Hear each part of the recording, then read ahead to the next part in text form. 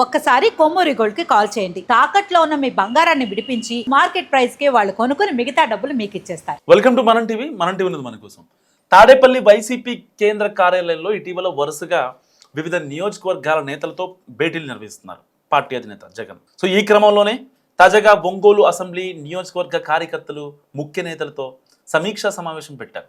So రాష్ట్రంలో జరుగుతున్న తాజా పరిణామాలను ఆయన వివరించి నేతలకు దిశానిర్దేశం చేస్తున్నారు ఏం చేయాలని చెప్పి. ఇంతవరకు బాగానే ఉన్నా మీటింగ్ ప్రారంభంలో జగన్ చేసిన కామెంట్స్ చుట్టూ రకరకాల చర్చలు జరుగుతున్నాయి.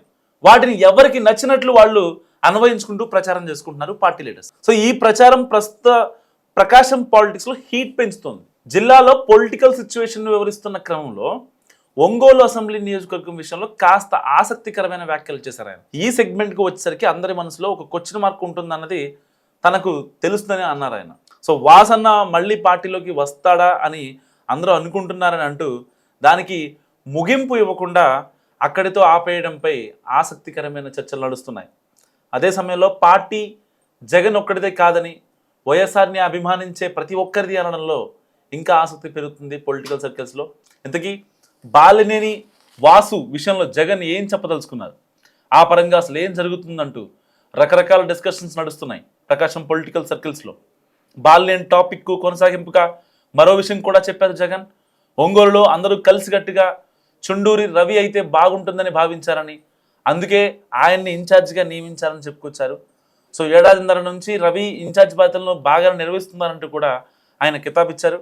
సో ఆయనకు తన సంపూర్ణ మద్దతు ఉంటుందని కూడా క్లారిటీ ఇచ్చేశారు. అయితే జగన్ చేసిన ఈ కామెంట్స్ ఒంగోలు నియోజకవర్గంతో పాటు ప్రకాశం జిల్లా మొత్తం రీసౌండ్ ఇస్తున్నాయి. వైసీపీ నుంచి జనసేనలోకి వెళ్లిన మాజీ మంత్రి బాలినేని శ్రీనివాసరెడ్డి తిరిగి ఫ్యాన్ కిందికి వస్తారన్న ప్రచారం ఇటీవల జోరుగా జరుగుతోంది. ఆ క్రమంలోనే జగన్ ఈ ప్రస్తావన తీసుకువచ్చి ఉండవచ్చని కూడా భావిస్తున్నారు పొలిటికల్ పండిట్స్. ఆయన దృష్టిలో ఈ అంశం లేకుంటే అసలు ప్రస్తావన తీసుకువచ్చి ఉండేవారే కాదని అభిప్రాయపడుతున్నారు మరికొందరు.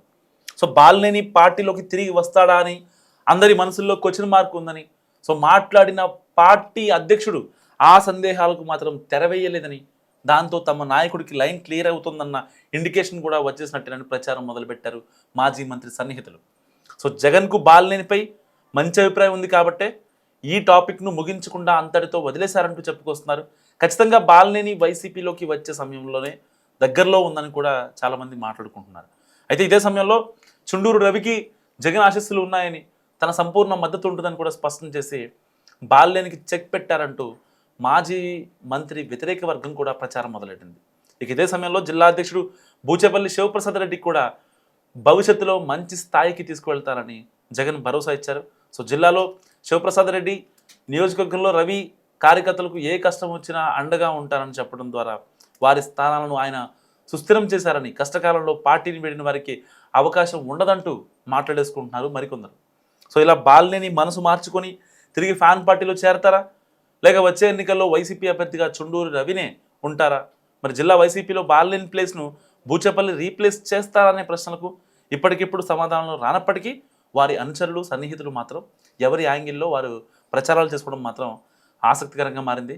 పార్టీ అధినేత మనసులో ఏముంది, ప్రకాశం వైసీపీ పాలిటిక్స్ ఏ టర్న్ తీసుకుంటాయనేది చూడాలి.